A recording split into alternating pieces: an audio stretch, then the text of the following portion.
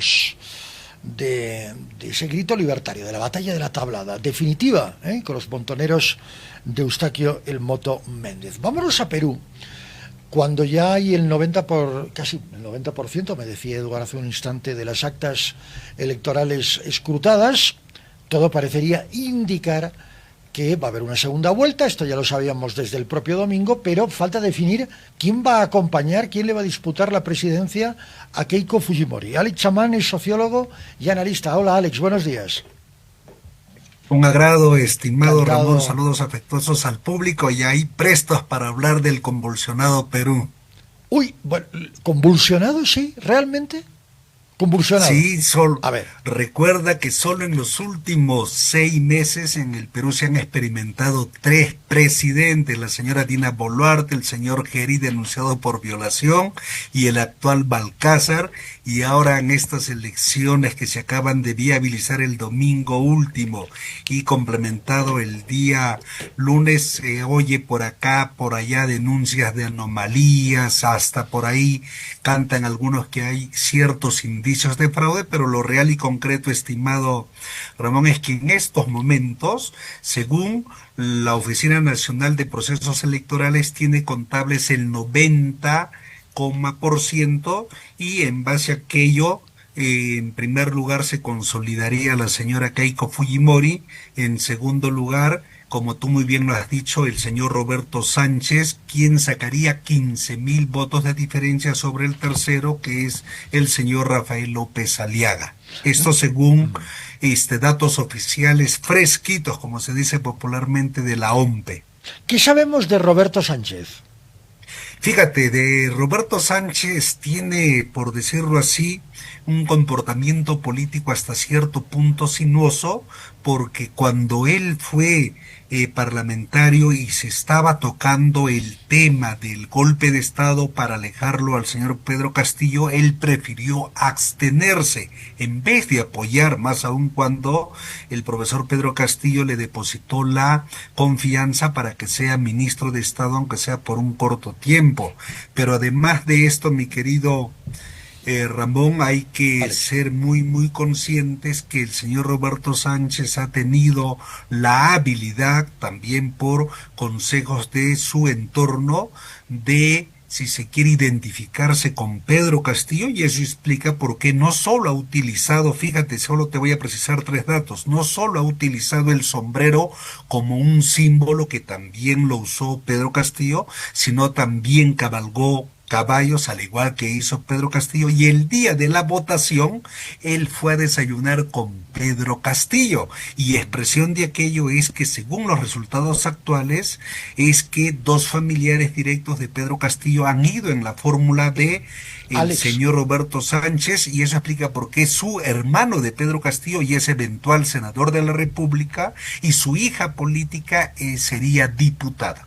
estaríamos ante un enfrentamiento por la presidencia en el Perú entre una derecha moderada, que es la de Keiko Fujimori, y una izquierda también moderada, que es la que representa a Sánchez.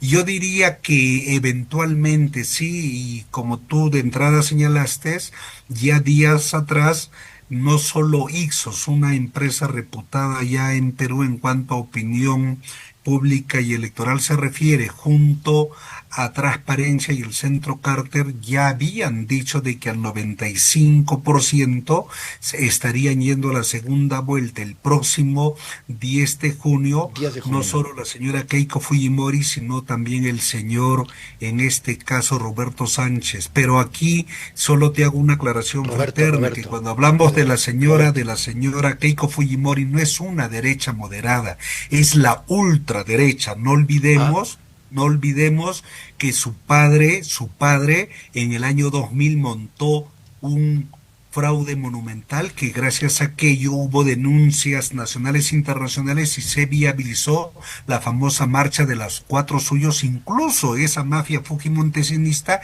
hicieron autoatentados con muertos para tratar de que se consolide el fraude electoral, pero gracias a la protesta popular hubo nuevas elecciones y se hizo de la presidencia el señor Alejandro Toledo, que dicho sea de paso hoy está en la cárcel por corrupción. No olvidemos también, mi distinguido sabido, Sí. Ramón, que en los últimos 20 años quien está gobernando el Perú de manera directa es precisamente la señora Keiko Fujimori, porque ella ha logrado copar todo el Estado, y ¿Tiene, no hago ninguna exageración, ¿ah? ella tiene mayoría parlamentaria después de los Sí, de resultados? acuerdo a las reglas de juego que ellos han logrado imponer en el Jurado Nacional de Elecciones y en la OMP, fíjate tú, tiene ya no mayoría en términos absolutas, pero tiene tranquilamente un 30% tanto en Cámara de Diputados como de senadores asegurado, pese a que tiene solo el 16% de la votación nacional, que representa casi la sexta parte. Esto es muy importante porque se ha hablado mucho de legitimidad y de legalidad. La legalidad se está cumpliendo, obviamente, de acuerdo al último reporte de los observadores de la Organización de Estados Americanos. El proceso se ha desarrollado con normalidad, con tranquilidad, pero institucionalmente se han hecho una serie de observaciones. Observaciones que podrían llegar incluso a los tribunales. Sí, y expresión de lo que acabas de decir, Sí, estimado Ramón, ya hay una denuncia penal contra el jefe de la Oficina Nacional de Procesos Electorales, que se encarga de todo aquello, algo así como el órgano supremo electoral es en el exactamente el mismo. país. Sí. Pero además de eso, solo dos datos muy puntuales. Uno, que hasta las 13 horas del domingo 12, día de las elecciones, ojo, hasta las 13 horas, el 30% de mesas electorales no se habían instalado en el Perú. Y si hablamos de las irregularidades en Chile, en Estados Unidos, en el propio país, Bolivia, y si tú quieres en Argentina, en Europa, ha sido descomunal. Muchísima gente se han quedado sin sufragar por los pésimos problemas al momento de organizar las elecciones. Pero ojo, repito, mi estimado Ramón, Sí. quien controla hoy el aparato, si se quiere, legislativo, judicial, electoral, fuerzas armadas, policiales, incluso el ejecutivo, y no exagero, es precisamente la señora Keiko Fujimori. Es decir, no es gratuito todo lo que hoy se está viviendo en el Perú. No es gratuito que ya haya movilizaciones en Lima para que se pida o nuevas elecciones o respeto a la voluntad popular, Sería porque también recuerdo. el escenario de una nueva elección es posible, porque lo he escuchado. Inclusive he leído un artículo en El Comercio que lo sugiere. Es muy complicado, muy difícil, porque como tú muy atinadamente has señalado, varias personalidades y organismos internacionales han señalado que sí, hubieron ciertos problemas, pero que estos no determinan que haya nuevas elecciones. Es más, quien de los candidatos, quien está apostando a nuevas elecciones es precisamente el que estaba en el segundo lugar hasta hace un par de horas y ahora está en el tercer lugar, el señor Rafael López Aliaga, Correcto. miembro connotado del Opus Dei, ya te imaginas, Bueno, exalcalde de Lima, que públicamente dijo que no se iba a postular a las elecciones, al igual que la señora Keiko Fujimori, pero como son pues mentirosos compulsivos, se postularon a las elecciones. Él está moviendo, si se quiere, pues todo lo que sea posible para que haya nuevas elecciones, porque él ya tiene los datos que habría perdido, de manera tal que en lo personal lo veo muy, muy difícil. ahora, sería ya con este el cuarto intento de Keiko Fujimori.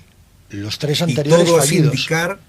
todo hace indicar que volvería a perder, pero también la práctica demuestra que a ella poco le interesa perder, porque vive de la politiquería que hace con toda su juntucha, como decimos en el país. Pero no solo eso, en los últimos años ella ha sido el poder detrás del Más, trono, de manera tal que si ahora vuelve a perder, igual va a seguir teniendo hegemonía en la Cámara de Diputados y exactamente. Senadores, como lo hizo su familia, su padre y su padrino Vladimiro Montesinos. El hecho que se haya regresado después de casi 30 años, incluso más, a un sistema bicameral, ¿qué significa para el Perú? Eh, Institucionalmente para, hablando. para el Perú, primero, es un irrespeto a la voluntad popular, porque recordemos que en el 2018 hubo un referéndum para plantearle al pueblo peruano si estaba o no de acuerdo con la bicameralidad, y el pueblo peruano dijo que no. ¿Por qué? Porque esto iba a generar no solo mayor erogación económica, sino mayores problemas políticos, tal como está organizada la política peruana. Y ellos violentando, cuando hablo de ellos, hablo de la mafia fujimontesinista, por si acaso, ellos violentando aquello y teniendo supremacía en el Congreso, y pese a que hay un rechazo del 95%, violentaron aquello e impusieron la bicameralidad, en la que el Senado tiene demasiadas prerrogativas. No es gratuito que ahora la señora Keiko Fujimori, que yo creo que va a perder las elecciones, va a ser senadora, de manera tal que de modo directo va a controlar la Cámara de Senadores. Te vas a recordar, distinguido Ramón. No, de hecho, eso está garantizado, el control parlamentario. Ahora, hay un tema de gobernabilidad ahí, ¿no? Porque si controlas el Parlamento, o sea, si eres gobierno y controlas el Parlamento, la gobernabilidad la tienes prácticamente asegurada. ¿Dónde quedarían las fracciones o la fracción de Roberto Sánchez?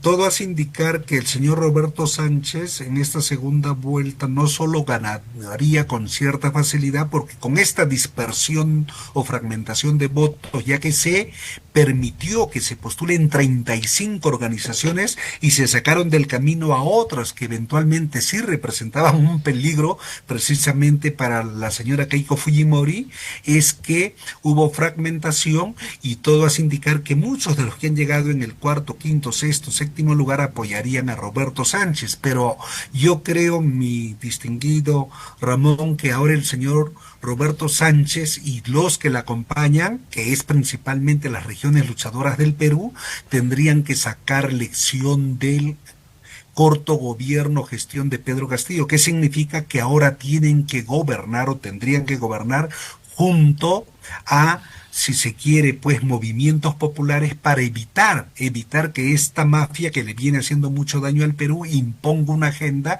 que es atentatoria al interés nacional y es atentatorio al pueblo peruano. Solo te comento, mi querido... Adelante, por favor, Alex. En estos momentos que se están disputando así, voto a voto, quién va a la segunda vuelta, entre Renovación Popular y el señor, en este caso Roberto Sánchez de Juntos por el Perú.